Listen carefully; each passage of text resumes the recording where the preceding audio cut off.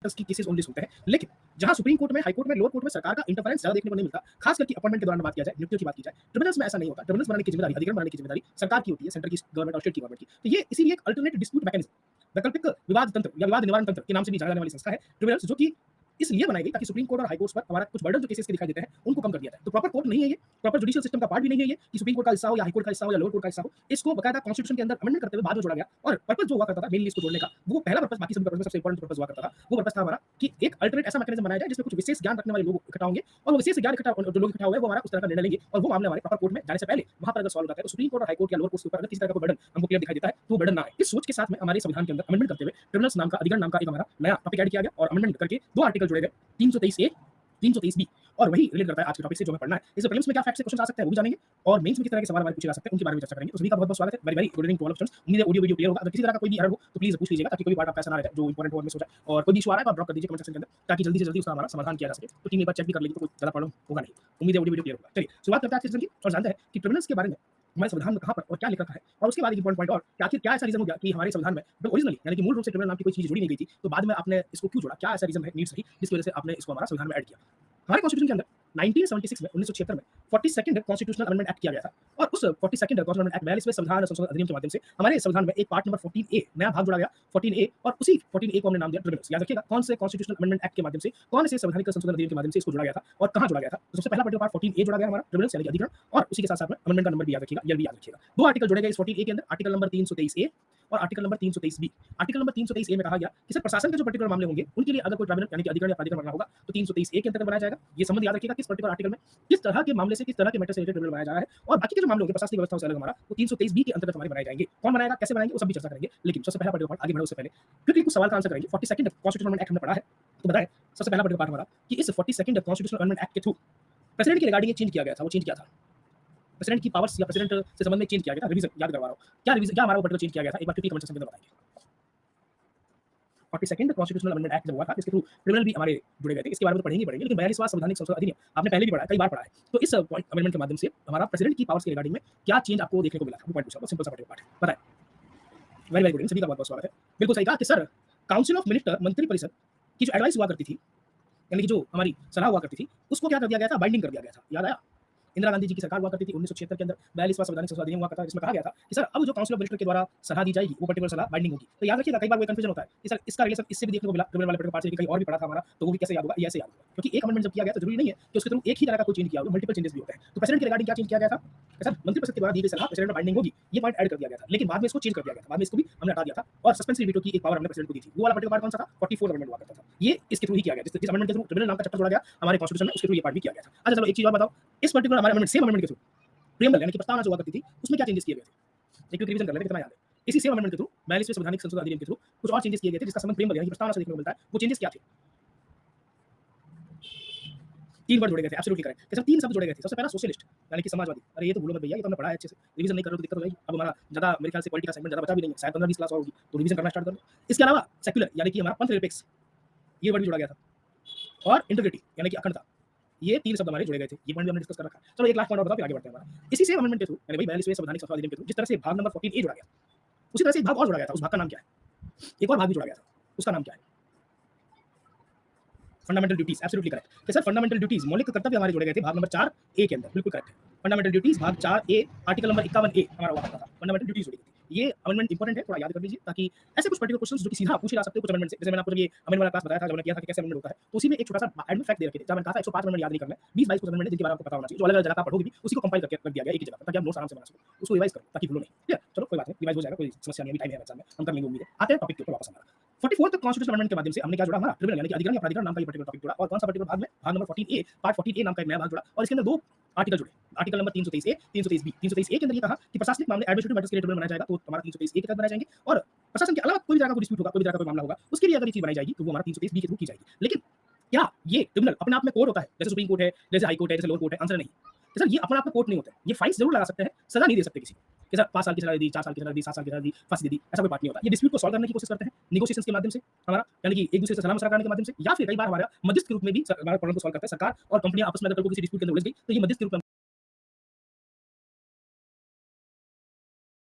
मध्यस्थ के रूप में हमको देखने को मिलता है। कभी-कभी ये फाइन भी लगा देते हैं, जैसे कि हमारा एनजीटी, नेशनल ग्रीन ट्रिब्यूनल आजकल चर्चाओं में है, क्योंकि पिछले इसी महीने के अंदर उसने 2 बार हमारा 10-10 करोड़ का फाइन लगा दिया एनवायरमेंटल इम्पैक्ट्स को लेकर के। तो वो भी पार्ट आपने कवर किया ही होगा न्यूज़ के अंदर हमारा पार्ट। ये जो हमारे ट्रिब्यूनल्स होते हैं, अधिकरण होते हैं, ये प्रॉपर कोर्ट नहीं होते हैं। ये सिर्फ जो बर्डन हमारे नॉर्मल सुप्रीम कोर्ट और हाई कोर्ट पर हमको दिखाई दिया करता था कि सर एनवायरमेंट के मामले हमारा कोर्ट सुन रहा था, नॉर्मल कोर्ट। प्रशासन के मामले जो सरकार की खुद की डिस्प्यूट है, खुद को सॉल्व कर लेने चाहिए थे, प्रशासनिक मामले जो हो गए हमारा, वो भी पर्टिकुलर नॉर्मल कोर्ट के अंदर जा रहे थे हमारे। टैक्स की जो प्रॉब्लम हुआ करती थी, वो मामले भी इधर देखने को मिल रहे थे। तो इसीलिए पार्लियामेंट ने क्या किया, एक अमेंडमेंट किया 1976 में कि कैसे बर्डन को कम किया जाए, क्योंकि हर तरह का मामला हमारा सुप्रीम कोर्ट और हाई कोर्ट के अंदर जाएगा, अपील करते-करते लोअर कोर्ट से, तो ये तो केसेस पेंडिंग होते रहेंगे हमारा, और हर केस की तारीख होती है, उसके अकॉर्डिंग ही हमारा सुनवाई होगी। तो ऑलरेडी जो बर्डन चल रहा है और पर्टिकुलर नए केस आएंगे, तो वो और डिले हो जाएंगे। क्यों ना कुछ विशेष तरह के सब्जेक्ट से, मैटर से, मामलों से जुड़े हुए हमारे मामलों को पहले अलग कर दिया जाए सुप्रीम कोर्ट और हाई कोर्ट से, यानी कि एक नई संस्था बना करके उसके पास भेज दी जाए, और अलग-अलग मामलों के अलग-अलग संस्था बनाएंगे। प्रशासनिक मामलों के अलग, एनवायरमेंट के मामले के अलग, मकानदार के जो पर्टिकुलर मामले होते हैं वो अलग, टैक्स के डिस्ट्रीब्यूशन के मामले वो अलग। ऐसे ही चुनाव को भी लेकर के कल को कोई डिस्प्यूट होता है, तो भी उसके लिए अलग से ट्रिब्यूनल बनाया जा सकता है, ऐसी सोच हुआ करती थी। तो वो जो अल्टरनेट डिस्प्यूट मैकेनिज्म, यानी कि एक हमारा बिल्कुल आपने अलग से विवाद निवारण प्रणाली बनाई, उसी का नाम दिया गया हमारा ट्रिब्यूनल। मेन पर्पस क्या था? मेन पर्पस था बर्डन कम करना है सुप्रीम कोर्ट और हाई कोर्ट से। इसी सोच के साथ में हमने सबसे पहले ट्रिब्यूनल बनाने की कोशिश करी, ताकि पेंडिंग केसेस जो चल रहे हैं हमारे, यानी कि जितने भी मामले हमारे अभी तक लंबित चल रहे हैं, वो प्रॉपर कोर्ट्स पर ना जाए, पहले अलग से सुने जाए हमारे, और उसके बाद अगर मामला कोई ऐसा हो जाता है कि ट्रिब्यूनल के फैसले से आप खुश नहीं हो, तो फिर जाकर के आप प्रॉपर हाई कोर्ट और सुप्रीम कोर्ट में जा सकते हैं। लेकिन ऐसे चांसेस कम देखने को मिलते हैं। जैसे कि हम देखते हैं लोअर कोर्ट से हर मामला अपील करते हुए हाई कोर्ट में नहीं आता है, हाई कोर्ट का हर तरह का केस सुप्रीम कोर्ट नहीं आता है, वैसे भी ट्रिब्यूनल के भी हर तरह के मामले हमारे हाई कोर्ट या सुप्रीम कोर्ट नहीं आते हैं। इस सोच के साथ में कि जल्दी मामले को निपटा दिया जाए हमारा,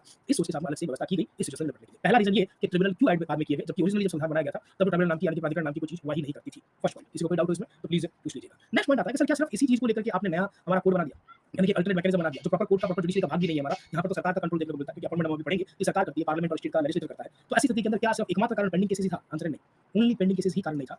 कुछ पर्टिकुलर मामलों में कोर्ट स्पेशलाइज नहीं होता, यानी कि विशिष्ट भूमिका नहीं निभा सकता, जैसे एनवायरमेंट के मामले। जब एनवायरमेंट के मामलों की बात की जाती है, हमने कई बार एडिटोरियल में भी ये चर्चा की है कि सर जज साहब कानून जरूर जानते होंगे, कानून की किस धारा में क्या लिख रखा है ये बात जरूर जानते होंगे, लेकिन उसके पीछे का साइंटिफिक जो पार्ट है वो जज साहब को नहीं पता होगा। उसके लिए जज साहब कमेटी बना सकते हैं, और पूर्ण रूप से डिपेंड करता है कमेटी की रिकमेंडेशन के ऊपर कि कमेटी ने क्या पर्टिकुलर हमारा सलाह दी, उसके अकॉर्डिंग बात होगा। कमेटी ने कैसे काम किया है वो डिपेंड करता है कि कमेटी में कौन लोग हैं, कितने एक्सपर्ट नजर आते हैं। इसीलिए वो भूमिका हमारे जो कोर्ट्स की है, प्रॉपर जो कोर्ट है सुप्रीम कोर्ट और हाई कोर्ट, एनवायरमेंटल मामलों के अंदर कई बार उतने अच्छे फैसले नहीं ले पाते जो शायद टाइम रहते लिए जा सकते होंगे। जैसे फॉर एग्जांपल थोड़े दिन पहले हमने एक न्यूज़ पढ़ी थी, चार धाम परियोजना को लेकर के सरकार ने फिलहाल उसके ऊपर रोक लगा दी खुद नहीं, जबकि इसका एनवायरमेंटल क्लियरेंस सुप्रीम कोर्ट से मिला था। सुप्रीम कोर्ट से जो मिला था क्लियरेंस मिला था, तो कमेटी जो बनाई गई थी, उस कमेटी ने एनवायरमेंट हमारी मिनिस्टर ऑफ एनवायरमेंट जो है हमारी, उसकी सलाह पर जो कमेटी बनाई गई, उसकी सहायता से जो कमेटी बनाई गई, उसकी रिपोर्ट पर हमारा मंजूरी दे दी गई। लेकिन बाद में सरकार ही बैक हो गई। क्यों? क्योंकि जो घटनाएं हमको जोशीमठ के अंदर देखने को मिली और जो अभी भी देखने को मिल रही है, उसको लेकर के लगा कि शायद ये प्रोजेक्ट और भी इंपैक्ट डाल सकता है, इसीलिए चार धाम प्रोजेक्ट पर रोक लगा दी। अब सोचो, एक प्रोजेक्ट तो पहले एनवायरमेंटल क्लियरेंस को लेकर के इशू क्रिएट होता है, मामला हमारा कोर्ट तक चला जाता है, कोर्ट हमारा मंजूरी दे देता है, उसके बाद मंजूरी मिलने के बाद आप काम कर रहे हो और फिर कुछ घटना हो जाए, या घटना होने की संभावना में सरकार खुद ही हमारा क्या कर दे, कोई तरह का रोक लगा दे कि आप नहीं कर पड़ेंगे आगे, तो कोर्ट पर तो सवाल उठेगा कि सर आपने वो जो पहले काम किया और जो मंजूरी लेकर आए, तो फिर आपका कोर्ट क्या सो रहा था, या फिर उसके पास एक्सपर्टीज नहीं थी, जिसकी वजह से जाकर के उसने हमारा क्या कर दिया, फैसला दे दिया। ये सवाल भी कई बार उठते हुए दिखाई देता है एनवायरमेंट के मामले में, सर कोर्ट के पास वो एक्सपर्टीज नहीं होती, और बात बिल्कुल सही भी कहा जा रहा है कि सर हर तरह का चीज कोर्ट जानने का ऐसा पॉसिबल नहीं है। कानून में लिखे गए शब्द को जरूर जान सकते हैं हमारा, लेकिन उसकी जो साइंटिफिक रिसर्च है उसके पीछे की, साइंटिफिक रीजन हो सकते हैं उसके पीछे के, वो इतना बेटर तरीके से नहीं हमारा पॉसिबल हो पाएगा। इसीलिए कुछ विशेष लोगों का ज्ञान के लिए अलग से एक संस्था बनाई जानी चाहिए, जिसमें एनवायरमेंट के कुछ एक्सपर्ट भी रहेंगे, एनवायरमेंट की फील्ड के अंदर काम करने वाले कुछ हमारे ब्यूरोक्रेट्स भी रहेंगे, और कुछ जज जो इस तरह के मामलों को जानते होंगे उनको भी बनाएंगे। ऐसा ट्रिब्यूनल एनजीटी नाम से हमारा रन करता है, उसके बारे में चर्चा करेंगे। तो नेक्स्ट स्पेसिफिक पार्ट हमारा क्या रहा कि क्यों आपने बनाया, कि सर जुडिशरी के अंदर कोई पर्टिकुलर मामला आता है तो एक क्षेत्र विशेष से डिपेंड होता है। एनवायरमेंट से एक एग्जांपल था, ऐसे ही हमारे मुद्दे टैक्स को लेकर भी हो सकते हैं। टैक्स का हमारा जब डिस्प्यूट होता है तो टैक्स तरह के मामले शायद हमारे जैसा उतने तरीके से नहीं समझ सके कि भैया लॉ क्या कहता है और कौन सा पैसा आपने कहां लगा दिया, वो वाला पर्टिकुलर पार्ट एक सीए, एक सीएस, एक आईआरएस जैसे ऑफिसर ज्यादा बेटर तरीके से समझ सकते हैं, ना कि जज साहब समझ सकते हैं। इसलिए अलग-अलग तरह के हमको ट्रिब्यूनल बनाने की रिक्वायरमेंट रही, क्योंकि जब वहां पर जज साहब लिमिट हो जाते हैं तो कमेटी बनती, कमेटी अपना समय लेती है, जब अपना समय लेती है तो न्याय जल्दी नहीं हो पाता। तो ये भी रीजन रहता है हमारा कि हमने इस चीज को बनाया। दूसरा, वर्कलोड कम हो जाएगा, तो बाकी के जो केसेस हमारे चल रहे हैं वो जल्दी आ पाएंगे, ये भी एक कारण है। क्योंकि सर ऑलरेडी हमारे केसेस बहुत ज्यादा पेंडिंग है, उन केसेस के अंदर अगर और कुछ तरह के केसेस और ऐड कर दिए जाए जो कि समय कंज्यूम करेंगे, तो वो तो हमारी समस्या को बढ़ा ही रहे हैं, कम नहीं कर रहे हैं। ऐसी स्थिति में अगर कुछ विशेष तरह के केसेस को कुछ विशेष तरह के एक्सपर्ट के पास भेज दिया जाएगा, तो जो बाकी के पर्टिकुलर केसेस हमारे बचेंगे उनमें निर्णय लेना आसान हो जाएगा, जल्दी निर्णय भी आ सकते हैं। और जब एक तरह की ट्रिब्यूनल के पास में, एक तरह की संस्था के पास में, चाहे वो टैक्स के मामले सुनती हो, चाहे मकान मालिक या किराएदार के मामले को सुनती हो, चाहे प्रशासनिक मुद्दे हमारा कोई डिस्प्यूट हो जाए, पेंशन को लेकर के, सैलरी को लेकर के, पीएफ को लेकर के, कभी भी इन फ्यूचर हमारा उसी तरह के मामले को सुनती हो, तो वो वाला कोर्ट जो ट्रिब्यूनल है हमारा, वो भी थोड़ी जल्दी फैसला ले सकता है। तो कोर्ट भी जल्दी फैसला कर पाएगा हमारा, और वो ट्रिब्यूनल भी जल्दी फैसला कर पाएगा। ये तीन इंपॉर्टेंट कारण हमको देखने को मिलता है कि आपने ट्रिब्यूनल्स नाम की इस चीज को हमारे संविधान में क्यों इस 42वें संविधान संशोधन अधिनियम के माध्यम से जोड़ा। किसी को डाउट किसी पॉइंट में तो प्लीज पूछ लो। ये दो फैक्ट है, प्रीलिम्स के लिए आपको याद रखना है। मेंस वाला आपको पूछ रहा है कि हमको क्यों रिक्वायरमेंट है, जैसा टॉपिक की हेडिंग है तो ये का लिख दीजिएगा, पूछ ले कि आपकी ऐसी क्या नीड होगी या क्या सिग्निफिकेंस है, महत्व है इस ट्रिब्यूनल का, तो ये पॉइंट आप यूज कर सकते हैं। पहले तो नीड में कोई डाउट हो तो प्लीज पूछ लो। फिर चलते हैं पहले आर्टिकल पर 323 ए, ये क्या कहता है और किस तरह की पर्टिकुलर ट्रिब्यूनल किस तरह के मामलों को सुनने का अधिकार किसको दिया है, ये भी हम चर्चा करेंगे। कोई डाउट किसी को भी? वेरी वेरी गुड, सभी का बहुत बहुत स्वागत है। अधिकरण क्या है, यानी कि ट्रिब्यूनल क्या होते हैं, ये इसमें कोई डाउट हो, नीड क्यों हुई है, इसी फैक्ट में कोई डाउट हो तो प्लीज पूछें। आगे चलें नेक्स्ट पॉइंट में, चलो डाउट हो तो पूछ लीजिए। एडमिनिस्ट्रेटिव ट्रिब्यूनल यानी कि प्रशासनिक न्यायाधिकरण या प्रशासनिक अधिकरण, हमारे संविधान में आर्टिकल नंबर 323 ए के अंतर्गत पार्लियामेंट को अधिकार दिया गया है कि वो एडमिनिस्ट्रेटिव ट्रिब्यूनल बना सकता है। ट्रिब्यूनल क्या होता है वापस बताएं, कोई दिक्कत नहीं। ट्रिब्यूनल यानी कि न्यायाधिकरण या अधिकरण प्रॉपर कोर्ट नहीं होता है। First of all supreme court की तरह, हाई कोर्ट की तरह प्रॉपर कोर्ट नहीं होता है। हम इसको ये नाम दे सकते हैं क्वासी जुडिशियल बॉडी, अर्ध न्यायिक संस्था। क्वासी जुडिशियल बॉडी, अर्ध न्यायिक संस्था। अर्ध न्यायिक क्यों कहा? क्योंकि सर ये किसी भी व्यक्ति को अपने सामने हाजिर होने के लिए बुला सकती है, ये किसी भी व्यक्ति को हमारा कोई तरह का फाइन वगैरह लगाने के रूप में सलाह देनी हो, वो भी दे सकती है, इंक्लूडिंग सरकार भी क्यों ना हो हमारी। इसी के साथ-साथ में ये व्यक्ति हमारा किसी को भी नोटिस वगैरह इश्यू कर सकती है, जब भी रिक्वायरमेंट हमको देखने को मिले। लेकिन ये अर्ध-न्यायिक क्यों है? क्योंकि नॉर्मल कोर्ट भी तो यही काम करता है। ये किसी को पनिशमेंट नहीं दे सकता जेल की फॉर्म के अंदर। 3 साल की जेल दे दी, 2 साल की जेल दे दी, 5 साल की जेल दे दी, ऐसा कोई पर्टिकुलर पार्ट नहीं कर सकता। कोर्ट हमारा ये चीज़ कर सकता है। यानी कि क्रिमिनल मैटर्स के रिगार्डिंग में इसके पास कोई पावर नहीं है। सिर्फ सिविल मैटर के अंदर पावर है, वो भी कुछ फाइल्स देखते हुए। लेकिन ये ओनली फाइल्स ही नहीं लगाता, ये नेगोशिएशंस के माध्यम से, यानी कि एक-दूसरे के साथ 2 पक्ष जो हमारे हैं, उनके बीच में मध्यस्थ के रूप में या बातचीत करने के रूप में हमारा क्या कर सकता है, अपनी एक इंपॉर्टेंट भूमिका निभा सकता है। और ट्रिब्यूनल सिर्फ और सिर्फ कुछ विशेष तरह के मामलों को सुनने के लिए ही बनाए जाते हैं। जैसे कि एक ट्रिब्यूनल बनाया, वो अगर आपने एनवायरनमेंट के मामलों को सुनने के लिए बनाया गया है, तो केवल एनवायरनमेंट के मामले सुनेगा, वो और कोई तरह के केसेस को नहीं सुनेगा। अगर कोई आपने टैक्स वाला जो पर्टिकुलर पार्ट है हमारा, उसके डिस्प्यूट को, उसके विवाद को सॉल्व करने के लिए बनाया है, तो केवल उसी तरह के मामलों को सुनेगा और कोई तरह का पर्टिकुलर पार्ट आपको देखने को नहीं मिलेगा। सिमिलरली अगर मकान मालिक और किराएदार जो है हमारा, वो अगर कोई डिस्प्यूट हो जाता है, कोई विवाद हो जाता है, तो सिर्फ उसी पर्पस के लिए बनाया गया ट्रिब्यूनल के पास वो सारे मामले जाएंगे और कोई तरह का मामला नहीं जाएगा। ट्रिब्यूनल जो ये वर्ड है, ये रोमन रिपब्लिक के अंदर हमको देखने को मिलता है। यानी कि जब रोमन साम्राज्य हुआ करता था, वहाँ पर कुछ विशेष तरह के मामलों को सुलझाने के लिए विशेष अधिकारी बैठा रखे थे। इधर चोरी का पर्टिकुलर मामला तो इनके पास जाएगा, घर के अंदर कोई डिस्प्यूट वायलेंस जैसा पर्टिकुलर मामला अगर वो इनके पास जाएगा, अगर मर्डर जैसी कोई पर्टिकुलर चीज़ हो जाए हमारा, तो वो इनके पास जाएगा। इस तरह के हमको रोमन रिपब्लिक के अंदर, रोमन साम्राज्य के अंदर व्यवस्था दिखाई देती दिया करती थी, ताकि राजा के पास मामले जाए उससे पहले लोकल लेवल पर निपटाया जा सके। तो प्रॉपर जुडिशियल यानी कि सुप्रीम कोर्ट और हाई कोर्ट के अंदर मामले जाए उससे पहले कहाँ आप जाकर के अपनी पर्टिकुलर सुनवाई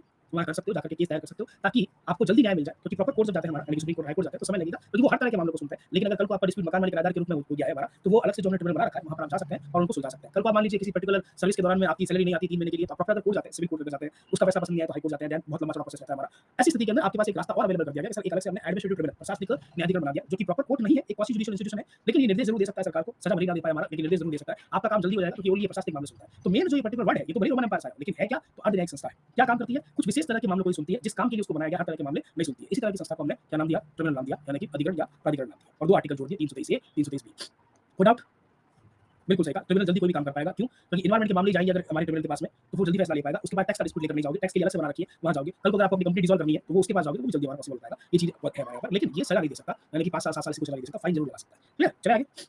हाँ, इसके बाद हाई कोर्ट और सुप्रीम कोर्ट जा सकते हैं। उसी पर आएंगे, अभी तो शुरुआत किया टॉपिक का। ठीक है? चलो अब आते हैं वापस 323 ए। 323 ए empowers the parliament to provide for the establishment of the administrative tribunal for the adjudication of a dispute relating to the recruitment and the condition of service of a person appointed to the public service of the center and state, local bodies, public corporation and other public authority। Hindi के अंदर बात करें तो ये कहता है अनुच्छेद number 323 ए, केंद्र, राज्य, स्थानीय निकाय या नगरपालिका, नगर निगम, सार्वजनिक हमारे निगम जो भी बड़ी कॉर्पोरेशन सरकार और भविष्य में बनाती है, और हर तरह का गवर्नमेंट का विभाग, वहाँ पर सार्वजनिक सेवाओं में नियुक्त हर व्यक्ति जिसकी भर्ती या सेवा की शर्तों के संबंध में कोई विवाद हो गया है कल को, तो उन मामलों को निपटाने के लिए बनाती है। और हर तरह का गवर्नमेंट का विभाग, वहाँ पर सार्वजनिक सेवाओं में नियुक्त हर व्यक्ति जिसकी भर्ती या सेवा की शर्तों के संबंध में कोई विवाद हो गया है कल को, तो उन मामलों को निपटाने के लिए अलग से प्रशासनिक न्यायाधिकरण बनाया जाएगा। ऐसा कौन कहता है? 323 ए के अंदर पॉइंट हमारा हाईलाइट किया गया। जैसे प्रशासनिक मामले जो होते हैं, जिसमें आप सर्विस में काम कर रहे हो पहले से, सेंटर में, स्टेट में, पंचायत व्यवस्था में, म्युनिसिपैलिटी में, किसी और तरह की उपक्रम में, जो सरकारी उपक्रम में हमको देखने को मिलता है। लेकिन कल को आपका कोई डिस्प्यूट हो गया, किसी भी चीज़ को लेकर डिस्प्यूट हो सकता है। मान लो आपका प्रमोशन ड्यू था, आपको नहीं दिया, किसी और को दे दिया, या फिर आप कट ऑफ क्लियर कर गए थे हमारा, आप सेलेक्ट भी हो गए थे, बाद में कुछ ऐसे कुछ चेंजेस हुए या कुछ ऐसा पर्टिकुलर गाइडलाइंस निकली जिसकी वजह से आप सर्विस में आने के बाद भी अब तक पोस्टेड नहीं हो पा रहे हो, हमारा कोई कोई पॉइंट आपको कोई पोस्टिंग नहीं मिल पाई, हमारा वैसा पार्ट हो रहा है, तो एक तरह का डिस्प्यूट हो गया। अब ऐसी स्थिति में आप कैसे क्या क्या कर सकते हो? तो 2 चीज़ हो सकती है, या तो जाओ प्रॉपर कोर्ट के अंदर, हाई कोर्ट जाओ, सुप्रीम कोर्ट जाओ, लोकल कोर्ट जाओ, वहाँ जाकर के सरकार के अगेंस्ट केस कर दो कि सर मेरा ये चीज़ नहीं हो पा रहा है, कोर्ट के अंदर मेरे वायलेशन आर्टिकल नंबर 19 का पॉइंट नंबर 6 का उल्लंघन हो रहा है, कि सर मेरे को व्यापार करने यानी कि काम करने नहीं दिया जा रहा है, तो वो बात भी हो सकता है सुप्रीम कोर्ट, हाई कोर्ट जाकर के।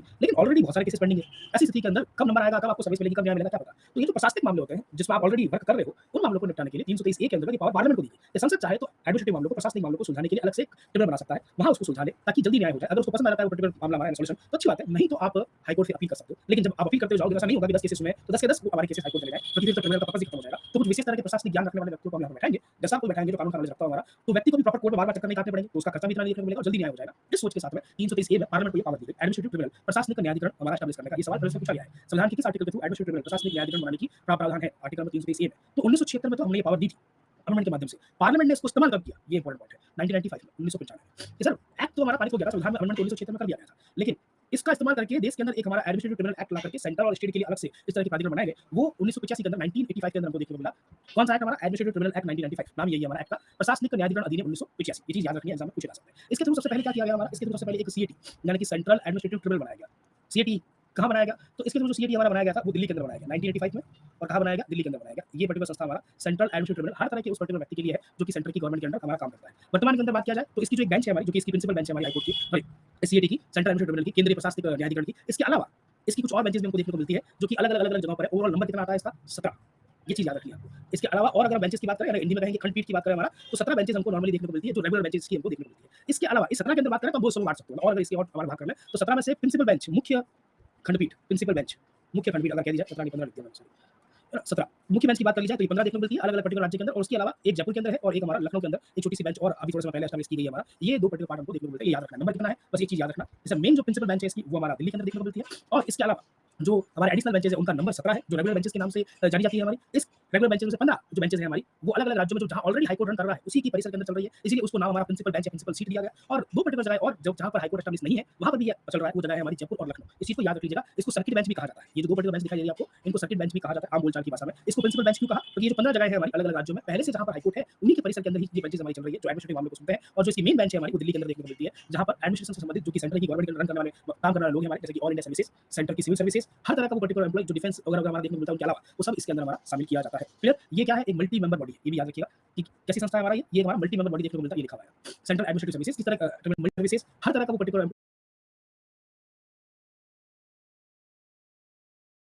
क्या है? एक मल्टी मेंबर बॉडी है। ये भी याद रखिएगा कि कैसी संस्था है हमारा ये हमारा मल्टी मेंबर बॉडी देखने को मिलता है, ये लिखा हुआ है। सेंट्रल एडमिनिस्ट्रेटिव सर्विसेज, किस तरह का हमारा किस तरह की सर्विस है? मल्टी मेंबर बॉडी है। कितने मेंबर है कोई बता सकता है? किसी ने पढ़ा हो? बहुसदस्यीय संस्थान है हमारा, मल्टी मेंबर बॉडी है। कितने मेंबर है? कोई आइडिया किसी को? वर्तमान में बता दो। बस बाकी क्या था वो हम डिस्कस कर लेंगे। वर्तमान में स्ट्रेंथ बता दो। 65 एब्सोल्युटली करेक्ट। जैसे वर्तमान के अंदर इस बेंच के अंदर जो लोगों की संख्या हमको नजर आती है, वो मेंबर की संख्या है 65 एट प्रेजेंट 65। हमेशा से ऐसी नहीं थी। हमेशा से ऐसी नहीं थी। 65 प्लस 1 बिल्कुल सही कहा, एब्सोल्युटली करेक्ट। हमेशा से ऐसा नहीं था, इसके अंदर नंबर चेंज था। जब ओरिजिनली बनाया गया था 1985 में 1985 में, तब एक चेयरमैन था, एक वाइस चेयरमैन था और कुछ मेंबर्स होंगे।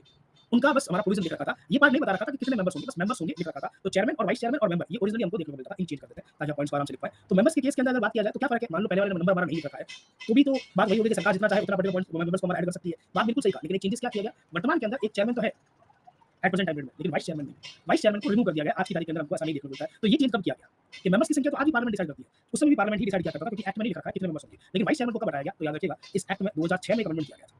कब किया गया था? 2006 में, 2006 के अंदर इस एक्ट में एक प्रोविजन में चेंज किया गया था और आज की तारीख में 1+65 यानी कि एक चेयरमैन और 65 एक्ट में संशोधन करते हुए हमने मेंबर्स को शामिल किया है। इसके अंदर एडमिनिस्ट्रेटिव प्रशासनिक मामलों के जानकार लोग भी शामिल हैं। इसके अंदर हमारा जुडिशियल कानून के जानकार लोग भी हमारे शामिल हैं, जिनकी अपॉइंटमेंट, जिनकी नियुक्ति प्रेसिडेंट के द्वारा की जाती है। ओरिजिनल फॉर्म के अंदर भी ऐसा ही हुआ करता था, आज की तारीख के अंदर भी ऐसा ही देखने को मिलता है। जैसे अपॉइंटमेंट कौन करेगा? तो अपॉइंटमेंट नियुक्ति की जब बात आती है हमारी, वो नियुक्ति हमारी प्रेसिडेंट महोदय करेंगे। क्लियर? ये चीज़ याद रखना इंपॉर्टेंट पॉइंट है। एग्जाम में पूछा जा सकता है। तो ये आपको पता होना चाहिए। सबसे पहला सेंट्रल एडमिनिस्ट्रेटिव ट्रिब्यूनल यानी कि केंद्रीय प्रशासनिक न्यायाधिकरण कब बनाया गया? 1985। किसने बनाया? पार्लियामेंट ने। क्या पार्लियामेंट कोई एक्ट लेकर आया? बिल्कुल। एक्ट का नाम एडमिनिस्ट्रेटिव ट्रिब्यूनल एक्ट 1985, प्रशासनिक न्यायाधिकरण अधिनियम 1985। पार्लियामेंट को ये पावर किसने दी कि आप एक्ट बनाओ और इस तरह का संस्थान बनाओ? किसने दी? कौन से आर्टिकल ने दी ये पावर पार्लियामेंट को? बिल्कुल सही कहा, 323 ए ने। 323 ए के अंतर्गत ये कहा गया कि पार्लियामेंट को अथॉरिटी रहेगी। संविधान के अनुसार आर्टिकल नंबर 323 ए में ये बात लिखी गई कि सर संसद पार्लियामेंट को अथॉरिटी रहेगी, जो क्या करेगी? हमारी इस तरह का संस्था बनाएगी। तो वो जो पावर दी गई थी, उसी पावर का इस्तेमाल किया गया और एक्ट बनाया गया और सेंट्रल लेवल पर हमारा सेंटर के जो कर्मचारी है, उनको अगर कोई डिस्प्यूट हमारा कोई प्रॉब्लम आती है, तो वो हमारा इस तरह से चेंजेस हमको देखने को मिलते हैं। क्लियर? ये चीज़ याद रखना, मल्टी मेंबर बॉडी है। आज की तारीख में 1+65 इसकी स्ट्रेंथ है, 65 लोग और एक चेयरमैन देखने को मिलते हैं। 2006 से पहले ये व्यवस्था हुआ करती थी। मेंबर्स का नंबर तो उस समय भी फिक्स नहीं था हमारा, लेकिन चेयरमैन के साथ-साथ में वाइस चेयरमैन भी हुआ करते थे, उपाध्यक्ष भी हुआ करते थे। लेकिन आज की तारीख में नहीं है। तो ये कब हुआ? 2006 में हुआ और अपॉइंटमेंट कौन करेंगे? तो प्रेसिडेंट, राष्ट्रपति महोदय वो पर्टिकुलर अथॉरिटी रहेंगे, जो कि अपॉइंटमेंट करते हैं। अब नेक्स्ट पॉइंट आता है कि सर चलो ठीक है, इस तरह की पर्टिकुलर व्यक्ति को हम यहाँ पर लेकर आएंगे, अलग-अलग एडमिनिस्ट्रेशन से लेकर आएंगे या फिर हमारा जुडिशरी से लेकर भी आएंगे, तो कोई ना कोई तो क्वालिफिकेशन होना चाहिए, जिस वजह से हम कह सकें कि हाँ सर, ये वाला पर्टिकुलर व्यक्ति हमारा उस तरह के मामलों को सुनने के लिए जानकार है, कि सुलझा सकता है, मैटर्स को समझ सकता है। तो वो जो क्वालिफिकेशंस है, वो क्या रहेगी? वो याद आपको करनी पड़ेगी कि योग्यता क्या रहेगी। योग्यता में सबसे पहला जो पॉइंट आता है हमारा, वो आता है चेयरमैन के लिए। जैसे जो चेयरमैन हमारा रहेगा, उस पर्टिकुलर व्यक्ति के पास एज को लेकर के क्या क्वालिफिकेशन होनी चाहिए, तो एज जो है उसका लिखा है हमारा चेयरमैन के लिए 65 साल की एज तक आप कंटिन्यूअसली उस पोस्ट को हमारा होल्ड करोगे और आप जुडिशियल मेंबर होंगे। 65 साल की एज तक आप उस पर्टिकुलर हमारे 65 वापस लिख देते हैं। 65 years of age and 5 year का टेन्योर, ये आपका टेन्योर रहेगा और आप कौन होंगे? आप एटलीस्ट हमारा जुडिशियल मेंबर होंगे। हो सकता है कि आप रिटायर्ड हो सकता है कि आप हाई कोर्ट से हो, ये भी पॉसिबल हमारा हो सकता है कि आप नॉमिनेट करके किसी एक पर्टिकुलर व्यक्ति को भी यहाँ पर हमारा मेंबर बना दिया जाए, जो कि रिटायर्ड नहीं हो। क्योंकि 65 ईयर्स की अगर आप एज दे रहे हो, 5 साल का पर्टिकुलर कार्यकाल दोनों में से कोई एक दे रहे हो, तो सुप्रीम कोर्ट का व्यक्ति तो रिटायर नहीं होगा। इसीलिए सिटिंग जज भी होने की संभावना है। कंपल्सरी नहीं है कि भैया कोई रिटायर्ड जज को यहाँ पे लाकर बैठाया जाएगा। हाँ, हाई कोर्ट के केस में ऐसा पॉसिबल हो सकता है, क्योंकि वो 62 साल की एज में रिटायर हो जाता है। ऐसी स्थिति के अंदर आप यहाँ पर हमारा अपॉइंट कर सकते हैं। लेकिन फिलहाल के लिए लॉ ये कहता है कि जो सिटिंग जज है हमारा सुप्रीम कोर्ट के, वो यहाँ पर क्या होंगे? इसके अंदर हमारा चेयरमैन बनेंगे। ये लॉ फिलहाल के लिए गया है, अगर चेंज करना हो तो सरकार हमारा चेंज भी कर सकती है। क्लियर? बाकी के जो हमारे मेंबर्स हैं, उनके लिए ये पर्टिकुलर पार्ट हमको देखने को नहीं मिलता है। उनके लिए जो पर्टिकुलर पार्ट है हमारा 62 साल की एज देखने को मिलती है, कि जो मेंबर्स रहेंगे वो केवल और केवल 62 साल की एज या वही हमारा 5 साल का जो टेन्योर हमको देखने को मिलता है, सेम पर्टिकुलर कंडीशन वो रहेगी। लेकिन जो चेयरमैन रहेगा वो जुडिशियल मेंबर होना चाहिए। ये पॉइंट हमारा पॉसिबल है। हाँ, बिल्कुल सही कहा, 62 वाले भी हो सकते हैं। ऐसा नहीं कि नहीं हो सकते हैं। लेकिन लॉ के अकॉर्डिंग फिलहाल के लिए सिर्फ और सिर्फ सिटिंग जो जज होता है हमारा, उसको लेकर आया जाता है। क्योंकि सुप्रीम कोर्ट में तो रिटायर नहीं हो पाएंगे आप, 65 साल की एज में रिटायर होते हैं और आप पोस्ट होल्ड भी कितना कर पाएंगे हमारा, सिर्फ 65 साल की एज तक ही कर पाएंगे। ऐसी स्थिति के अंदर आप सुप्रीम कोर्ट के अंदर रिटायर अगर हो जाते हैं, तो यहाँ पर आ ही नहीं पाएंगे। इसीलिए सिटिंग मेंबर वाला कंडीशन लॉ में ऐड कर रखा है। कल को अगर हमारा हाई कोर्ट के किसी जज को या चीफ जस्टिस को अपॉइंट करना, वो भी पॉसिबल हो सकता है, लेकिन उसके लिए लॉ को चेंज करना पड़ेगा। क्लियर? No doubt? ओरिजिनली कितने मेंबर हुआ करते थे? शुरुआत जब की गई थी तो 20 मेंबर हुआ करते थे। जब शुरुआत की थी 1985 के अंदर। लेकिन आज का नंबर इंपॉर्टेंट है हमारे लिए इस पर्टिकुलर केस में, इसलिए वो याद करने की खास रिक्वायरमेंट नहीं है। तो भी याद करना चाहो तो चॉइस आपकी, कोई दिक्कत नहीं है। कोई डाउट इस पार्ट के अंदर किसी को भी? ये नोट्स में सब लिखा हुआ मिल जाएगा, चिंता नहीं करनी है, आराम से। कोई डाउट है तो प्लीज पूछ लो, ये चीज आपको पता होनी चाहिए। अब नेक्स्ट पॉइंट आता है आपका स्टेट एडमिनिस्ट्रेटिव ट्रिब्यूनल्स, यानी कि राज्य का प्रशासनिक हमारा प्राधिकरण का। अब जरा बताओ इसकी फॉर्मेशन, इसका हमारा कॉन्स्टिट्यूशन कौन करेगा, कौन बनाएगा? हम कहते हैं स्टेट का लेजिस्लेचर, जैसे सेंटर के केस में पार्लियामेंट था, वैसे स्टेट के केस में स्टेट का लाइसेंस कहते हैं। ये भाई स्टेट का लाइसेंस राज्य का विधानमंडल अथॉरिटी रहेगी, जो स्टेट के लिए हमारा एडमिनिस्ट्रेटिव ट्रिब्यूनल यानी कि प्रशासनिक न्यायाधिकरण बनाएगा, तो आंसर आएगा गलत। 323 ए के अंतर्गत पार्लियामेंट ही वो अथॉरिटी है जो कि एडमिनिस्ट्रेटिव ट्रिब्यूनल बनाएगी, राज्य की सरकार को अधिकार ही नहीं है। तो ये गलती करना नहीं है। सेंटर के केस में तो हम गलती करेंगे भी नहीं, क्योंकि हमको पता है कि भैया पार्लियामेंट की अथॉरिटी रहेगी। लेकिन ऐसा नहीं है कि जब स्टेट के अंदर एडमिनिस्ट्रेटिव ट्रिब्यूनल बनाने की बात करेंगे, किसी राज्य के अंदर हमारा प्रशासनिक इस तरह का ट्रिब्यूनल बनाने की बात करेंगे, तो वो भी काम हमारा स्टेट की गवर्नमेंट को दिया गया नहीं। 323 ए में ये काम केवल और केवल पार्लियामेंट करेगा। हाँ, बनानी है या नहीं बनानी है, इसके संबंध के अंदर वो सलाह जरूर हमारा स्टेट से लेगा, अपने अकॉर्डिंग नहीं बनाएगा। स्टेट अगर रिक्वेस्ट करता है कि सर जी प्लीज बना दीजिए, तो बनाया जा सकता है। जो भी रिक्वेस्ट उनकी रहेगी, जितनी मात्रा में रहेगी, अगर वो एक ही राज्य के अंदर 3-4 तरह की इस तरह का हमारा अलग-अलग ऑफिस बनाना चाहते हैं, तो चॉइस है उनकी, लेकिन बनाएगा कौन? पार्लियामेंट ही रिक्वेस्ट की जा सकती है। वर्तमान में कितने राज्यों में हमको ये देखने को मिलता है? तो आंसर रहेगा, याद रखिएगा, 9। सभी राज्यों में ये हमारा स्टेट एडमिनिस्ट्रेटिव ट्रिब्यूनल नहीं है। पार्लियामेंट ने अब तक हमारे 9 ही राज्यों के अंदर इस तरह का पर्टिकुलर व्यवस्था की है, सब में नहीं कर रखा है। तो अगर कल को कोई रिक्वेस्ट करता है तो पॉसिबल हो सकता है। तो सर कौन-कौन से वो 9 राज्य है? क्या हमारा पर्टिकुलर राज्य भी इसमें शामिल है? तो आंध्र प्रदेश, उड़ीसा, केरला, वेस्ट बंगाल, तमिलनाडु, महाराष्ट्र, मध्य प्रदेश, हिमाचल प्रदेश और कर्नाटक। आंध्र प्रदेश, केरला, वेस्ट बंगाल, तमिलनाडु, महाराष्ट्र, कर्नाटक, मध्य प्रदेश, उड़ीसा, हिमाचल प्रदेश, ये 9 राज्य हमारे क्या है? वर्तमान में शामिल है, जहाँ पर ये सेटअप किया गया है। इस चीज़ को याद रखना इंपॉर्टेंट पर्टिकुलर है। लेकिन इसमें से 3 ऐसे पर्टिकुलर राज्य और हैं, इसी में से, जो कि मांग कर चुके हैं सर जी हमारे यहाँ से हटा दो। ऑर्डर भी पास हो चुका है कि भैया इसको हटा दिया जाए। ग्राउंड पर नहीं आया है हमारा, ग्राउंड पर नहीं आया, लेकिन हाँ पास हो चुका है। वो कौन से हैं? मध्य प्रदेश, तमिलनाडु, हिमाचल प्रदेश। इन 3 राज्यों ने वर्तमान के अंदर ये रिक्वेस्ट की थी सर जी हमारे यहाँ से इसको हटा दिया जाए, तो सरकार ने उसको हटा भी दिया। वर्क नहीं कर रहा है, लेकिन हाँ, ग्राउंड के ऊपर वो चीज़ देखने को नहीं मिलती कि ऑफिस वगैरह हमारा डिमोलिश कर दिया गया है। लोग अभी भी थोड़ा-सा हमारा काम कर रहे हैं। क्यों? क्योंकि हिमाचल प्रदेश और तमिलनाडु ने फिर से रिक्वेस्ट कर दी, इसे वापस बना। इसीलिए वहाँ के लोग अभी भी वहीं पर काम कर रहे हैं, कोई तरह का मामला नहीं सुन रहा। तो आपको 9 ही नंबर याद करना फिलहाल के लिए। मध्य प्रदेश ने भी सेम पर्टिकुलर पार्ट हमारा कर रखा है। उड़ीसा भी एक प्रपोजल हमारा चाहता है, जिसके थ्रू वो हटाना चाहता है, हमारा हटाया नहीं गया है। हरियाणा मांग कर रहा है कि हमारे यहाँ पर बना दो सर जी, क्योंकि हमारे यहाँ पर नहीं है। तो फिलहाल आपको 9 नाम याद रखने हैं। बाकी जो चेंज होगा वो करंट अफेयर के थ्रू पढ़ सकते हो। करंट अफेयर के अंदर आता रहेगा, नया बनाया गया या पुराना वाला हटाया गया। फिलहाल के लिए आप 9 नाम याद रखिएगा और 9 नाम लिख कर रखिए। कौन-कौन से? आंध्र प्रदेश, हिमाचल प्रदेश, उड़ीसा, कर्नाटक, मध्य प्रदेश, तमिलनाडु, महाराष्ट्र, वेस्ट बंगाल और केरला। ये 9 नाम आपको याद रखने हैं। क्लियर? कोई डाउट है इसमें? और कौन बना रहा है हमारा? पार्लियामेंट बना रहा है, संसद बनाएगी। अब आइए नेक्स्ट पर्टिकुलर पार्ट। सर ये जब काम किया जाएगा, तो स्टेट की सर्विसेज के लिए ऑब्वियसली बात नाम से पता चल रहा है, स्टेट एडमिनिस्ट्रेटिव ट्रिब्यूनल राज्य के पर्टिकुलर लोगों के लिए हमारा अपॉइंट किया गया है। तो ऐसी स्थिति के अंदर प्रेसिडेंट अपॉइंटमेंट इस तरह की संस्था हमारा बनाएंगे और लोगों को जो अपॉइंट करेंगे वही अगर चेयरमैन और हमारा मेंबर, तो उस समय सलाह किससे ली जाएगी? राज्य के गवर्नर से। लिख दूं? बिल्कुल लिख देंगे, कोई दिक्कत नहीं है। 9 नाम लिख लेना, चलो कोई बात नहीं। आंध्र प्रदेश, मध्य प्रदेश, कर्नाटक, उड़ीसा, 15 या 17 जो थे वापस स्टेट में, नहीं वो सेंटर में आएंगे। जो 15 और 17 वाला पॉइंट पढ़ा था हमने, वो सेंटर की पर्टिकुलर पार्ट है, तो आपको वो अलग पार्ट रखना है, ये वाला पार्ट अलग रखना है हमारा। इसके अलावा हमारा हिमाचल प्रदेश, इसके अलावा हमारा तमिलनाडु, शॉर्ट में लिख देता हूँ मैं। 3 और बताओ कौन-कौन से? Maharashtra absolutely correct. और बताओ? केरला बिल्कुल सही। आखिरी बच गया, साथ में लिखे होंगे ना हम लोगों ने? आखिरी और एक और, वेस्ट बंगाल बिल्कुल सही कहा, वेस्ट बंगाल। और ये 9 नाम आपको याद रखने होंगे। फिलहाल के लिए ये है, बाकी कोई नई मांग कर रखी है, बनेगा, न्यूज़पेपर में आ जाएगा, हम ऐड कर देंगे, हटेगा, न्यूज़पेपर में आ जाएगा, वो हम ऐड कर देंगे, उसके अकॉर्डिंग चेंज हो जाएगा। तो 9 आपको याद रखना है। अब नेक्स्ट पॉइंट आता है, सर इसके अंदर जब चेयरमैन की बात की जाएगी और मेंबर्स की बात की जाएगी, तो मेंबर्स का नंबर याद नहीं करना है। क्यों नहीं याद करना है? क्योंकि हर राज्य में मेंबर्स का नंबर अलग-अलग है, इसलिए याद करने की रिक्वायरमेंट नहीं है और हमारे राज्य में है नहीं, तो हमारे एग्जाम के लिए तो बिल्कुल भी स्टेट जीके का सवाल बनता नहीं है। तो यहाँ पर अपॉइंटमेंट कौन करेंगे? तो वंस अगेन प्रेसिडेंट ही वो अथॉरिटी रहेंगे जो हमारे यहाँ पर अपॉइंटमेंट करने का काम करता है, लेकिन उनको कंसल्ट करना पड़ेगा, सलाह लेनी पड़ेगी, किससे? उस पर्टिकुलर राज्य के गवर्नर से। जहाँ पर भी आप हमारा अपॉइंटमेंट कर रहे हो, वहाँ पर हमारा सलाह लेने की रिक्वायरमेंट रहेगी। कौन लेंगे सलाह? प्रेसिडेंट महोदय, और फिर अकॉर्डिंगली ये चीज़ की जाएगी। लेकिन क्या ये सलाह बाध्यकारी है? बाइंडिंग है ये सलाह जो गवर्नर देंगे उस रिगार्डिंग? नहीं, ऐसा पॉसिबल हमारा नहीं हो सकता। गवर्नर की सलाह प्रेसिडेंट पर कभी बाध्यकारी नहीं हो सकती, किसी भी पर्टिकुलर सिचुएशन में। तो आपके पास वो कंडीशन दिमाग में आनी नहीं चाहिए कि गवर्नर ने कुछ कहा, प्रेसिडेंट को मानना पड़ेगा। हमेशा नॉट बाइंडिंग ही रहेगा, क्योंकि सुपीरियर कौन है दोनों के केस के अंदर? प्रेसिडेंट हमारा। ये चीज़ आपको स्ट्रक्चर के रूप में याद करनी है। अब अगला पॉइंट आता है हमारा, ये तो हो गया सेंटर का और स्टेट का पर्टिकुलर पार्ट। उम्मीद है क्लियर होगा, लिख भी लिया होगा आप लोगों ने। अदर मैटर्स के लिए आर्टिकल आता है 323 बी, छोटा सा टॉपिक है और ये क्या कहता है?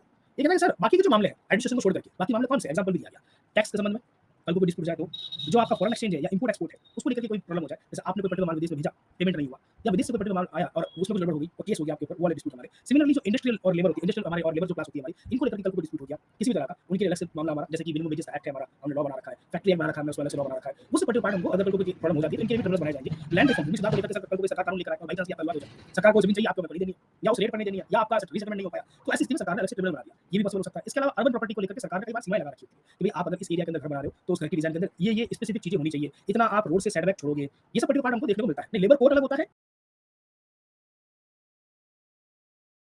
अलग होता है और ट्रिब्यूनल अलग होता है। लेबर कोड बिल्कुल सेपरेट काम करता है, लेबर कोड के फैसले अगर पसंद नहीं आते हमारा, तो वो ट्रिब्यूनल्स में आता है।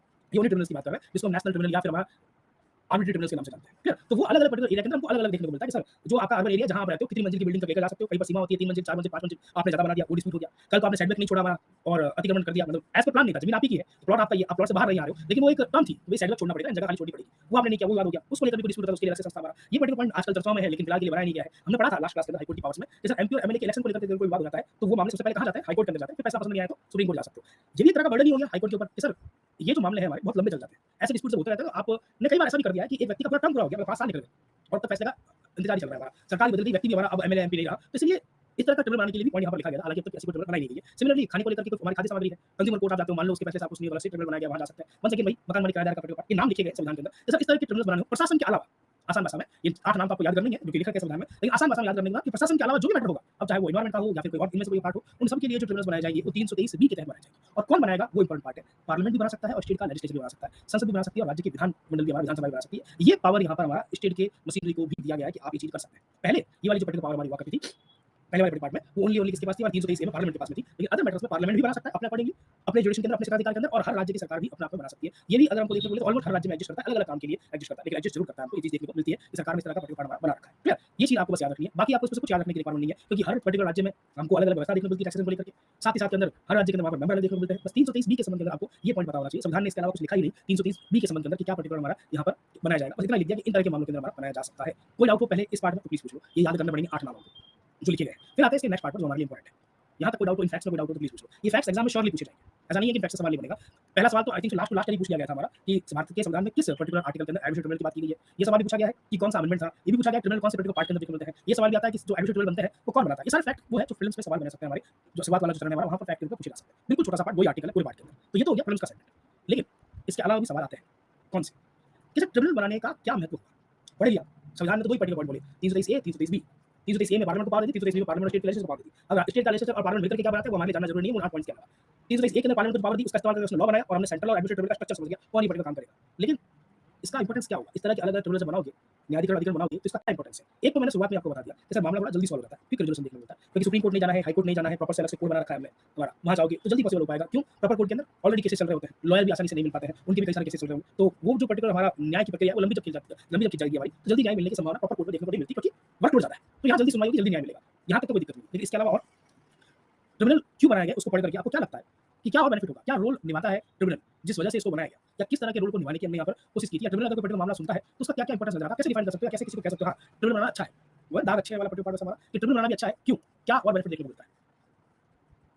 एक तो जल्दी सुनवाई हो जाएगी, दूसरा वो तो पढ़ लिया हमने, ट्रिब्यूनल के हेड सिटिंग जज ऑफ सुप्रीम कोर्ट होता है, वर्तमान में लॉ में ये लिखा है ना, सिटिंग जो जज होते हैं हमारे वो यहाँ पर हेड देखने को मिलते हैं। ये वर्तमान में लॉ कहता है, कल को जरूरी नहीं है रिटायर्ड व्यक्ति को भी लेकर आ सकते हैं, लॉ में चीज करना पड़ेगा। बिल्कुल सही कहा सर, क्वालिटी ऑफ जस्टिस भी देखने को मिलता है, ये भी एक बात अच्छा सही है हमारा, वर्कलोड कम हो जाएगा, बिल्कुल सही कहा, बर्डन नहीं आएगा, ये बात सही है कि सर न्याय के अंदर क्वालिटी मिलने की संभावना ज्यादा है। क्यों? कारण जैसे सबसे पहला पर्टिकुलर ये नहीं है कि हम वर्कलोड कम करना चाहते हैं या फिर सिर्फ वर्कलोड कम करना चाहते हैं, हम ये चीज भी चाहते हैं कि सर जिस काम में शायद किसी वजह से न्यायालय के जज साहब इतने ज्यादा हमारा नॉलेज नहीं रखते होंगे, उन पर्टिकुलर मामलों को किसी एक्सपर्ट के पास लेकर जाया जाए और उसको सुधारने की कोशिश की जाए। जैसे कि इन्वायरमेंट का मामला, तो जज साहब डिपेंडेंट है हमारा कि इन्वायरमेंट की कमेटी जो बनाई गई उसका जो फैसला आएगा तो उसको हम अकॉर्डिंगली फैसला लेंगे, कमेटी ने क्या कहा उस पर डिपेंड करता है। लेकिन एक कंपनी हमारी डिसॉल्व होगी, खुद नहीं कहते भैया मैं दिवालिया हो गई, मेरे पास कुछ नहीं बचा है।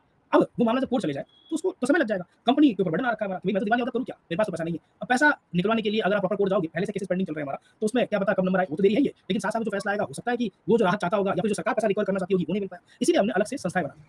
जैसे टैक्स को लेकर के कल को अगर डिस्प्यूट होता है तो एनसीएलटी नाम की हमारी संस्था काम करती है। यहाँ जाओ, हमारे आईआरएस ऑफिसर जो रहेंगे, जो ऑलरेडी काम करते हैं इस पर, कुछ रिटायर भी हो चुके हैं, वो ऑलरेडी यहाँ पर काम करेंगे, रसा भी ले आएंगे हम लोग, जो कि कानून भी जानेंगे और एडमिनिस्ट्रेशन का टैक्स रिगार्डिंग पर्टिकुलर नॉलेज भी होगा। जब एक्सपर्ट बैठा होगा तो ऑब्वियसली लगेगा कि हाँ उस फैसले के अंदर कोई ना कोई हमारा पहलू था जिसके अंदर सच में हमारा जो न्याय दिया गया वो आगे अपील करने लायक नहीं है कि आप बार-बार हर केस मामले को लेकर जाओ हमारा हाई कोर्ट। क्यों? क्योंकि आप हाई कोर्ट अपील करते हुए जा सकते हो, लेकिन ये तो वही वाला पार्ट हो गया, ट्रिब्यूनल क्यों बनाया, अगर हर तरह का मामला लॉयर भी आसानी से नहीं मिल पाते हैं, उनके भी कई सारे केसेस चल रहे होंगे, तो वो जो पर्टिकुलर हमारा न्याय की प्रक्रिया है वो लंबी जब खिंच जाएगी हमारी, तो जल्दी न्याय मिलने की संभावना प्रॉपर कोर्ट में देखने को नहीं मिलती, क्योंकि वर्कलोड ज्यादा है। तो यहाँ जल्दी सुनवाई होगी, जल्दी न्याय मिलेगा, यहाँ तक तो कोई दिक्कत नहीं। लेकिन इसके अलावा और ट्रिब्यूनल क्यों बनाया गया उसको पढ़ करके आपको क्या लगता है कि क्या और बेनिफिट होगा, क्या रोल निभाता है ट्रिब्यूनल जिस वजह से इसको बनाया गया, या किस तरह के रोल को निभाने की हमने यहाँ पर कोशिश की थी। ट्रिब्यूनल अगर कोई पर्टिकुलर मामला सुनता है तो उसका क्या क्या इंपॉर्टेंस नजर आता है, कैसे डिफाइन कर सकते हो, कैसे किसी को कह सकते हो हाँ ट्रिब्यूनल बनाना अच्छा है, वो है दाग अच्छे वाला पर्टिकुलर पार्ट हमारा कि ट्रिब्यूनल बनाना भी अच्छा है। क्यों, क्या और बेनिफिट देखने को मिलता है।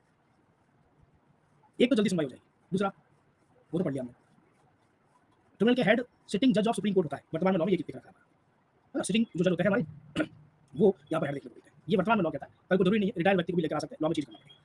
बिल्कुल सही कहा सर, क्वालिटी ऑफ जस्टिस भी देखने को मिलता है, ये भी एक बात अच्छा सही है हमारा, वर्कलोड कम हो जाएगा, बिल्कुल सही कहा, बर्डन नहीं आएगा, ये बात सही है कि सर न्याय के अंदर क्वालिटी मिलने की संभावना ज्यादा है। क्यों? कारण जैसे सबसे पहला पर्टिकुलर ये नहीं है कि हम वर्कलोड कम करना चाहते हैं या फिर सिर्फ वर्कलोड कम करना चाहते हैं, हम ये चीज भी चाहते हैं कि सर जिस काम में शायद किसी वजह से न्यायालय के जज साहब इतने ज्यादा हमारा नॉलेज नहीं रखते होंगे, उन पर्टिकुलर मामलों को किसी एक्सपर्ट के पास लेकर जाया जाए और उसको सुधारने की कोशिश की जाए। जैसे कि इन्वायरमेंट का मामला, तो जज साहब डिपेंडेंट है हमारा कि इन्वायरमेंट की कमेटी जो बनाई गई उसका जो फैसला आएगा तो उसको हम अकॉर्डिंगली फैसला लेंगे, कमेटी ने क्या कहा उस पर डिपेंड करता है। लेकिन एक कंपनी हमारी डिसॉल्व होगी, खुद नहीं कहते भैया मैं दिवालिया हो गई, मेरे पास कुछ नहीं बचा है। अब वो मामला जब कोर्ट चले जाए तो उसको तो समय लग जाएगा, कंपनी के ऊपर बर्डन आ रखा है हमारा कि मैं तो दिवालिया हो करूँ क्या, मेरे पास तो पैसा नहीं है। अब पैसा निकलवाने के लिए अगर आप प्रॉपर कोर्ट जाओगे, पहले से केसेस पेंडिंग चल रहे हैं हमारा, तो उसमें क्या पता कब नंबर आए, वो तो देरी है ये, लेकिन साथ साथ जो फैसला आएगा हो सकता है कि वो जो राहत चाहता होगा या फिर जो सरकार पैसा रिकवर करना चाहती होगी वो नहीं मिल पाया। इसीलिए हमने अलग से संस्थाएं बनाई। जैसे टैक्स को लेकर के कल को अगर डिस्प्यूट होता है तो एनसीएलटी नाम की हमारी संस्था काम करती है। यहाँ जाओ, हमारे आईआरएस ऑफिसर जो रहेंगे, जो ऑलरेडी काम करते हैं इस पर, कुछ रिटायर भी हो चुके हैं, वो ऑलरेडी यहाँ पर काम करेंगे, रसा भी ले आएंगे हम लोग, जो कि कानून भी जानेंगे और एडमिनिस्ट्रेशन का टैक्स रिगार्डिंग पर्टिकुलर नॉलेज भी होगा। जब एक्सपर्ट बैठा होगा तो ऑब्वियसली लगेगा कि हाँ, उस फैसले के अंदर कोई ना कोई हमारा पहलू था जिसके अंदर सच में हमारा जो न्याय दिया गया वो आगे अपील करने लायक नहीं है कि आप बार-बार हर केस मामले को लेकर जाओ हमारा हाई कोर्ट। क्यों? क्योंकि आप हाई कोर्ट अपील करते हुए जा सकते हो। लेकिन ये तो वही वाला पार्ट हो गया, फिर ट्रिब्यूनल क्यों बनाया? अगर हर तरह का मामले को लेकर जा सको, सभी लोग लेकर चले जाएंगे, ये अपना आप चिंता का पार्ट रहता है। इसीलिए एक्सपर्ट को यहाँ पर बैठाया जाता है और जब एक्सपर्ट कोई पर्टिकुलर फील्ड का बैठा है तो ऑब्वियसली बात है क्वालिटी जस्टिस देखने को मिलेगा और बिल्कुल सही कहा सर, बाकी का कोर्ट के ऊपर बर्डन कम होता है। Absolutely right. ये सर जो ऑलरेडी पेंडिंग केसेस चल रहे हैं, इतने सारे हमारे पेंडिंग केसेस चल रहे हैं, कल हमने देखा था, वो पर्टिकुलर पार्ट देखने को नहीं मिलेगा। और एक और इम्पोर्टेंट ट्रिब्यूनल्स प्रॉपर जो कोर्ट का सिस्टम है, जैसे कोर्ट वर्क करता है, उसके अकॉर्डिंग काम नहीं करता। ट्रिब्यूनल के कोई वर्किंग आवर फिक्स नहीं होते हैं, ट्रिब्यूनल की कोई छुट्टियां फिक्स नहीं होती है, ट्रिब्यूनल की सुनवाई आज एक मामले के अंदर कर दी गई है, 2 मिनट 5 मिनट मामला सुना, फिर अगली बार आपको सुना जाएगा, ऐसा बड़े मामला ऐसा भी नहीं देखने को मिलता। तो यहाँ पर कोई रूल्स रेगुलेशंस नहीं होते जिनको फॉलो करना पड़ता है कि भैया जो प्रॉपर कोर्ट्स के अंदर देखने को मिलता है। यहाँ नॉर्मल औपचारिक रूप से जिस तरह से विभागीय प्रक्रिया होती है हमारा, वो पर्टिकुलर प्रक्रिया यहाँ पर आराम से हो सकती है। ऐसी स्थिति के अंदर मान लो कल को कोई ऐसा प्रॉब्लम आ जाए कि आप आज नहीं आ पाए, अब आपको डेट 1 महीने बाद मिलेगी, वो भी बात नहीं, अगले दिन आपका पेंडिंग केस चल रहा है, कल हमने देखा था, वो पर्टिकुलर पार्ट देखने को नहीं मिलेगा। और एक और इम्पोर्टेंट ट्रिब्यूनल्स प्रॉपर जो कोर्ट का सिस्टम है, जैसे कोर्ट वर्क करता है, उसके अकॉर्डिंग काम नहीं करता। ट्रिब्यूनल के कोई वर्किंग आवर फिक्स नहीं होते हैं, ट्रिब्यूनल की कोई छुट्टियां फिक्स नहीं होती है, ट्रिब्यूनल की सुनवाई आज एक मामले के अंदर कर दी गई है, 2 मिनट 5 मिनट मामला सुना, फिर अगली बार आपको सुना जाएगा, ऐसा बड़े मामला ऐसा भी नहीं देखने को मिलता। तो यहाँ पर कोई रूल्स रेगुलेशंस नहीं होते जिनको फॉलो करना पड़ता है कि भैया जो प्रॉपर कोर्ट्स के अंदर देखने को मिलता है। यहाँ नॉर्मल औपचारिक रूप से जिस तरह से विभागीय प्रक्रिया होती है हमारा, वो पर्टिकुलर प्रक्रिया यहाँ पर आराम से हो सकती है। ऐसी स्थिति के अंदर मान लो कल को कोई ऐसा प्रॉब्लम आ जाए कि आप आज नहीं आ पाए, अब आपको डेट 1 महीने बाद मिलेगी, वो भी बात नहीं, अगले दिन आपका काम हो जाएगा, अगर एक दिन आप प्रेजेंट नहीं हो पाए तो। जो पार्ट नॉर्मल कोर्ट के अंदर हमको फ्लेक्सिबिलिटी दिखाई नहीं देती है, जैसे आज किसी वजह से नहीं आ पाए, अगली तारीख दे दो, अगली तारीख 1 महीने बाद 2 महीने बाद आएगी, वैसी समस्या यहाँ नहीं होती। तो जब यहाँ वो वाली समस्या नहीं होती तो ऑटोमेटिकली वो सिस्टम हमारा फ्लेक्सिबल हो जाता है, यानी कि लचीला हो जाता है और वहाँ पर हम काम और आसानी से कर सकते हैं। जो एडमिनिस्ट्रेशन प्रशासन ने हमारा नियम बना रखे हैं, उसके अकॉर्डिंग चीजें हमको यहाँ पर रन होती हुई दिखाई देती है। ये इसका बेनिफिट हमको नजर आता है। क्लियर है? कोई डाउट हो तो प्लीज पूछिएगा। और कोई नया है बाई चांस पहली बार क्लास में और पहले वाले कोर्स नहीं पढ़े तो प्लीज क्लास के बाद वो भी देख लें, पता लगा कि सर कौन से केसेस की पेंडिंग की बात कर रहे हैं, सुप्रीम कोर्ट हाई कोर्ट क्यों नहीं गए, वहाँ भी जा सकते हैं, ये क्यों बना है। तो कल हमने पढ़ा है कि पेंडिंग केसेस कितने सारे हैं और उसका रीजन क्या क्या है, वो पार्ट जरूर पढ़ना ताकि ये चीज भी क्लियर होती रहे आपको। ये तो हो गया कि आपको क्यों लगता है कि ट्रिब्यूनल्स इंपॉर्टेंट होते हैं, यानी कि क्या इनका महत्व नजर आता है। लेकिन इसके अलावा अगर बात की जाए तो अगर ट्रिब्यूनल बनाने से ही सब कुछ काम हो जाता हमारा तो उसमें कोई दिक्कत ही नहीं थी। फिर तो कोर्ट पर केस बर्डन होना ही नहीं चाहिए था। लास्ट क्लास के अंदर देखा लोअर कोर्ट के ऊपर हमारा 93 करोड़ मामले पेंडिंग चल रहा है, सुप्रीम कोर्ट पर 60,000 के आसपास मामले पेंडिंग चल रहा है। तो ऐसी स्थिति में जिस पर्पस के लिए ये सोच के बनाया गया था कि हाँ भैया आप मामलों को कम कर दोगे तो ट्रिब्यूनल तो सक्सेसफुल हो जाने चाहिए थे और ये पेंडिंग केसेस का मामला तो खत्म हो जाना चाहिए था। क्या कुछ इश्यूज हैं जो ये वर्तमान में फेस कर रहा है? बिल्कुल।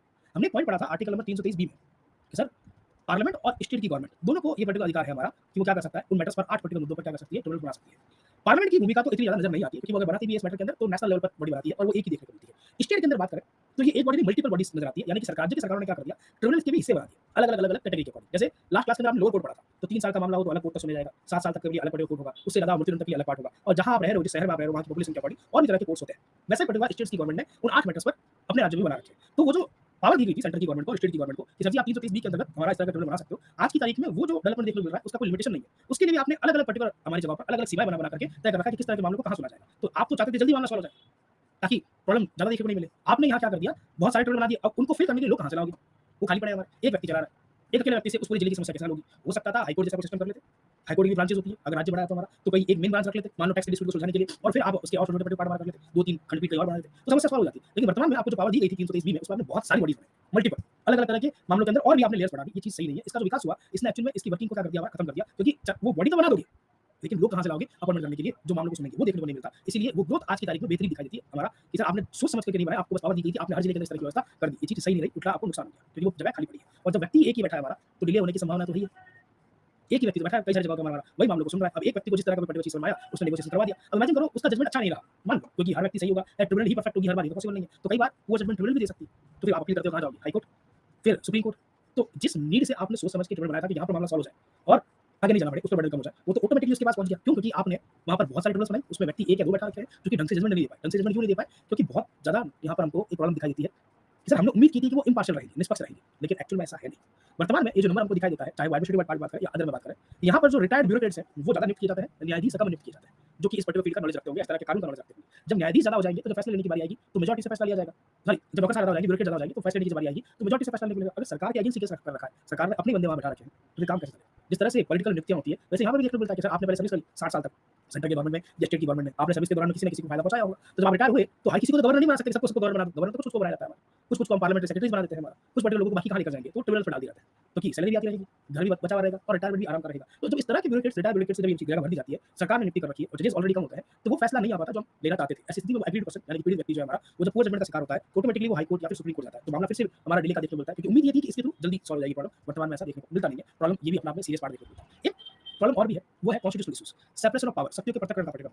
सर संविधान कहता है कि जुडिशरी से बिल्कुल अलग रहेगी सरकार, और ये जो अमेंडमेंट किया गया था 42nd कॉन्स्टिट्यूशनल अमेंडमेंट एक्ट के माध्यम से, वो तो क्लियर इंटरफेरेंस हो गया सरकार के द्वारा न्यायपालिका की स्वतंत्रता के अंदर। तो ये चीज कैसे पॉसिबल हो सकता है? क्योंकि आपने बहुत सारी इस तरह की संस्थाएं बना दी ताकि कोई पर्टिकुलर मामला हमारा जाए नहीं सीधा हाई कोर्ट के अंदर या सुप्रीम कोर्ट के अंदर, कुछ रेयर से रेयर केस में चला जाए। तो ये तो सरकार ने कोर्ट की पावर छीन ली। और ट्रिब्यूनल के अंदर एनजीटी के अंदर मान लो कल को कोई पर्टिकुलर क्लियरेंस का मामला चला जाए कि भैया हमको यहाँ पर क्या चाहिए, एक सलाह चाहिए या फिर एक तरह का कोई पर्टिकुलर हमारा क्लियरेंस चाहिए एनवायरमेंटल, मिनिस्ट्री ने दे भी दिया, कल को डिस्प्यूट हो गया, एनजीटी के पास भेज दिया, एनजीटी अपने बंदे बैठा रखे हो आपने मेजॉरिटी के अंदर, तो कोई प्रॉब्लम हो जाएगी। तो वो जो नियुक्तियां यहाँ पर देखने को मिलती है कि सरकार का कंट्रोल ज़्यादा देखने को मिलता है, तो ट्रिब्यूनल ऑलरेडी वो पावर्स छीन लेता है हमारा, फिर वो आप अपील करते हुए जाओ और फिर जाकर के मामला वापस हाईकोर्ट और सुप्रीम कोर्ट के अंदर आए, तो डिले होने के साथ साथ उससे पहले जो प्रॉब्लम आती है वो हमारा सेपरेशन ऑफ पावर यानी कि सत्ता के पृथक्करण के सिद्धांत के बिल्कुल अगेंस्ट दिखाई देती है, जहाँ सत्ता बिल्कुल अलग रहेगी, सरकार बिल्कुल अलग रहेगी, हमारा जुडिशरी से वो देखने को नहीं मिलता। हालांकि इसको हमने अनकॉन्स्टिट्यूशनल डिक्लेयर नहीं किया क्योंकि सोच अच्छी थी और इतना इंपैक्ट नहीं था जिस समय इसको लेकर आया गया था कि भैया बर्डन कम करना है, लेकिन आज की तारीख में मिसयूज होता हुआ दिखाई देता है कि आपने प्रॉपर पावर छीन ली हमारे कोर्ट की कि भैया आप उस समय नहीं सुनोगे। ये पर्टिकुलर पावर बाद में हमको मिली कि हाईकोर्ट जा सकते हो, पहले एक ही पर्टिकुलर पॉइंट हुआ करता था कि सर सिर्फ और सिर्फ सुप्रीम कोर्ट जा सकते हो ट्रिब्यूनल के पर्टिकुलर फैसले को लेकर के। अब सोच के देखो, इमेजिन करके कि संविधान में लिखा है कि इलेक्शन के जो डिस्प्यूट होंगे, एमपी एमएलए के जो डिस्प्यूट होंगे वो हाईकोर्ट सुनेगा। आपने एक पर्टिकुलर नियम का इस्तेमाल किया 323 का, जहां लिखा था कि आप ऐसे ट्रिब्यूनल बना सकते हो। भविष्य में अगर ऐसे ट्रिब्यूनल बना दी जाए और पुराने वाले लॉ को कंटिन्यू रखा जाए तो ये तो आपने हाईकोर्ट की पावर छीन ली ऑटोमेटिकली। तो भैया ट्रिब्यूनल बना दी, एमपी एमएलए के जो भी चुनाव होंगे हमारे वो मामले सुनने के लिए, अब कल कोई डिस्प्यूट आता है तो आप हाईकोर्ट नहीं जाओगे, आप सीधा सुप्रीम कोर्ट जाओगे, जबकि ये तो उसका ओरिजिनल जुडिशन था, मूल सत्ताधिकार था हाईकोर्ट का कि पहले मामले वो सुनेगा। तो ये भी वाला पार्ट जो हमारा जब कोर्ट के अंदर आया, कैसे कैसे कर सकते हैं आप हाईकोर्ट को बाईपास करके सुप्रीम कोर्ट जाओगे, ये तो गलत हो गया हमारा। इसीलिए फिर इसके अंदर चेंज किया गया, कहा गया नहीं भैया हाईकोर्ट जा सकते हो, देन फिर आप हमारा सुप्रीम कोर्ट जा सकते हो। वो चेंज किया गया कि बाद में देखने को मिला कि इसका मिसयूज हो रहा है। इसीलिए आज भी सेपरेशन ऑफ पावर के सिद्धांत का हमारा जो बेसिक नियम है उसका यहाँ पर वॉलेस इसके थ्रू देखने को मिलता है। जब सरकारें ट्रिब्यूनल्स बहुत सारी बनाती है और उसमें अपने व्यक्ति को थोड़ा ज़्यादा हमारा नियुक्त करती है, तो फिर ट्रिब्यूनल का पर्पस ही नहीं रह गया हमारा, वो पार्ट भी हमको कुछ खास देखने को मिलता नहीं। नेक्स्ट पॉइंट आता है, चलो ठीक है समस्याएं तो है, तो समस्याओं का समाधान भी तो हो सकता है। ट्रिब्यूनल जिस सोच के साथ बनाई गई थी एटलीस्ट उसी रास्ते पर चलने की बात की जाए हमारा, तो क्या किया जा सकता है वो एक इंपॉर्टेंट पार्ट है। तो सबसे पहला पार्ट आपको जो करना चाहिए कि आपको गाइडलाइंस तय करनी पड़ेगी कि कोई ट्रिब्यूनल काम कैसे करेगा। वर्तमान में सरकार ही तय करती है कौन अपॉइंट होगा, कैसे अपॉइंट होगा, चेयरमैन को छोड़ करके, क्योंकि उसमें सुप्रीम कोर्ट के चीफ जस्टिस का रोल लग जाता है हमारा। वो जो हमारी हाई पावर कमेटी बनाते हैं उनके अकॉर्डिंगली चेयरमैन डिसाइड होता है कि कौन सा सुप्रीम कोर्ट का जज एडमिनिस्ट्रेटिव ट्रिब्यूनल का हमारा चेयरमैन बनेगा। वो सिर्फ और सिर्फ सेंट्रल के केस में पॉसिबल होता है, बाकी के केस में स्टेट की गवर्नमेंट ही तय करती है हमारी। जब हम 330 के अंदर बात करते हैं हमारा, तो ऐसी स्थिति के अंदर ट्रिब्यूनल को अगर आपको वो परफॉर्मेंस करवानी है जिस पर्पस से आपने बनाया था, तो उसके वर्किंग वाले जो सिनेरियोज है वो हमारे बदलने पड़ेंगे और एक प्रॉपर हमारा एसओपी तय करना पड़ेगा कि आप कैसे काम करोगे। जब वो नहीं हो पाएगा तो चीजें बेटर नहीं हो पाएगी। ये चीज आपको यहाँ पर करना हमारा पहला जरूरी रहेगा। दूसरा एक पॉइंट और रिकमेंडेशन सरकार को दिया गया था बहुत समय पहले कि सर आप तय मत करो कि ये सब कैसे काम करेगी, एक संस्था बना दो, नाम रखो एनटीसी। ये संस्था हमारी क्या करेगी, वो सारे फैसले लेगी या वो एसओपीज बनाएगी या निगरानी रखेगी कि हमारा ढंग से काम कर रही है कि नहीं कर रही है। एनटीसी का full form national tribunal commission, राष्ट्रीय न्यायाधिकरण आयोग। जैसे नेशनल वुमेन कमीशन है, महिला आयोग है, एससी आयोग है, एसटी आयोग है, चुनाव आयोग है, यूपीएससी है हमारा, उसी तरह से इस तरह की क्या करो एक संस्था बनाते हैं हमारा। वो संस्था अगर हमारी बनेगी तो उसको ये जिम्मेदारी सौंप दिया जाए कि आप चेक करो कि कौन सी संस्था कैसे काम कर रही है, वहां पर कैसे नियुक्तियां की जाएगी, उस पर्टिकुलर पावर आप क्या कर लो। हमारी जो सरकार के पास सीधा देखने को मिलती है वो ना देखो, और फिर इसके अंदर कुछ जज बैठा दो, कुछ एडमिनिस्ट्रेशन के एक्सपर्ट्स बैठा दो। कोई पर्टिकुलर फील्ड का रिक्वायरमेंट नहीं है क्योंकि ये सब निगरानी रख रही है, तो कोई भी एक्सपर्ट लेकर आ सकते हो जो पब्लिक पॉलिसी का हमारा हो। ऐसा एनसीटी अगर हमारा बनाया जाए तो प्रेजेंट सिस्टम के अंदर वो रीस्ट्रक्चर पॉसिबल हो सकता है, जहां देखो 65 लोगों की एक बेंच बैठती होगी। सोचो जब सेंट्रल लेवल पर कोई पर्टिकुलर प्रॉब्लम आती होगी तो 65 लोगों की एक बेंच बैठती होगी, तो 3-4 लोग तो ऐसे ही खत्म हो जाती है। 65 लोग भी अपना बहुत ज्यादा है हमारा, फिर तो पर्पस ही खत्म हो गया। सुप्रीम कोर्ट में आज तक 13 जज की बेंच बैठी है, तो 65 तो कितने होते होंगे। ऐसी स्थिति के अंदर ये चीज सही नहीं है, इसका रीस्ट्रक्चर करना बहुत ज्यादा जरूरी है और वो अगर करें तो पॉसिबल हमारा हो सकता है। क्लियर। दूसरा एक पॉइंट और भी होना चाहिए, फंड थोड़ा बेटर देना चाहिए हमारा, ताकि इस चीज को बनाया जा सके, क्योंकि मिनिस्ट्री ऑफ फाइनेंस को भी एक बेटर प्लानिंग निकालनी पड़ेगी जिसके थ्रू इस तरह की संस्था को पावर दी जाए। खास करके जब टैक्स वाली डिस्प्यूट की बात आती है या कंपनी की डिसॉल्व दिवालिया होने की बात आती है, इसके अंदर मिनिस्ट्री ऑफ फाइनेंस का क्लियर रोल दिखाई देता है। वो पर्टिकुलर पार्ट भी देखने वाला है, ये भी पार्ट हमको एनटीसी को दे दिया जाए तो पॉसिबल हो सकता है ये चीज हो जाए। और इसके अंदर न्यायालय की भी प्रॉपर भूमिका होनी चाहिए जब लोगों को अपॉइंट करने की बात की जाती है, नियुक्त करने की बात की जाती है। अगर न्यायालय की भूमिका होगी तो चीजें हमारे लिए बेटर हो सकती है। अदरवाइज शायद आने वाले समय में हमको लगे कि ये एक पर्टिकुलर जो पर्पस के लिए बनाया गया हमारी संस्था थी वो अपना पर्पस 1 सेकंड खो दे, जैसे पास्ट में भी हमको इस तरह की चीजें देखने को मिलती है। क्लियर है, कोई डाउट है तो प्लीज पूछिएगा। चेयरमैन का टेन्योर 5 साल और 50 साल की एज, सीएटी के केस में अदर मेंबर का 5 साल और 50 साल की एज। क्लियर, ये वाला पर्टिकुलर पार्ट हमारा रखा गया, इसके अलावा कुछ नहीं रखा गया। ऐसा क्यों रखा गया? ऐसा करने का बेसिक रीजन ये था कि चेयरमैन जो है अभी वो सिटिंग पर्सन है, जज है सुप्रीम कोर्ट का, और सुप्रीम कोर्ट का जज कब रिटायर होता है 50 साल की पर्टिकुलर एज के अंदर रिटायर होता है हमारा। ऐसी स्थिति के अंदर ये वाला पर्टिकुलर कंडीशन रखा गया। वही बात कर लिया जाए हमारा कि सर ये वाली कंडीशन हमारा 62 साल क्यों रखी गई मेंबर्स के केस में अंदर, तो सेंटर के केस के अंदर तो आज भी रिटायरिंग एज गवर्नमेंट ऑफिशियल्स की 60 ईयर्स है, लेकिन स्टेट के अंदर कई बार हमको ये जगह पर ये 58 साल देखने को मिलती है, 58 साल की एज में आप रिटायर हो जाते हैं। तो वो पर्टिकुलर कंडीशन इसलिए 62 साल वाला पार्ट हमारा रखा गया। फिर ज्यादा नहीं रखेंगे, 2-3 साल समथिंग के लिए आपको रखा जाएगा रिटायरमेंट के बाद में आप सेंटर देखने को मिलते हैं। क्लियर। अदर मेंबर में हाईकोर्ट का जज भी रख सकते हैं, रिटायर्ड हो तो हो सकता है, लेकिन ऐसा लॉ में कुछ लिखा नहीं गया कि रिटायर्ड भी होगा कि नहीं होगा, लेकिन हम एनसीटी बनाए इसको रीस्ट्रक्चर करें तो सारी चीजें हमारे लिए बेटर पॉसिबल हो सकती है। क्लियर। ट्रिब्यूनल का जज कहाँ से आता है? हाँ वही तो बताया, ट्रिब्यूनल के जो सीईटी के जज होते हैं सिर्फ सीईटी के बारे में लॉ में लिखा है, बाकी सरकार अपने अकॉर्डिंगली तय करती है। जो सीईटी का जज है यानी कि सेंट्रल एडमिनिस्ट्रेटिव ट्रिब्यूनल के जज की अगर बात की जाए तो एक कमेटी बनती है, कमेटी बनाते हैं चीफ जस्टिस ऑफ इंडिया। वो चीफ जस्टिस ऑफ इंडिया के द्वारा बनाई गई जो कमेटी होती है उसमें से जो नाम निकल के आएगा सिटिंग जज ऑफ सुप्रीम कोर्ट, वो पर्टिकुलर व्यक्ति हमारा क्या करेगा, यहाँ पर एक चीफ सॉरी चेयरमैन बनेगा। बस इसके बारे में लॉ बताना नहीं, उन तरह का ज्यादा देता है, उसी से एक लॉ लाकर के पावर देते हैं सर जी, ताकि वो जो प्रॉपर हमारे मामले हैं फैमिली के मैरिज, तो उसने वहां दिया लिखा है। हर स्टेट के अंदर अलग-अलग पर्टिकुलर एज हमको देखने को मिलती है, तो ऐसी स्थिति के अंदर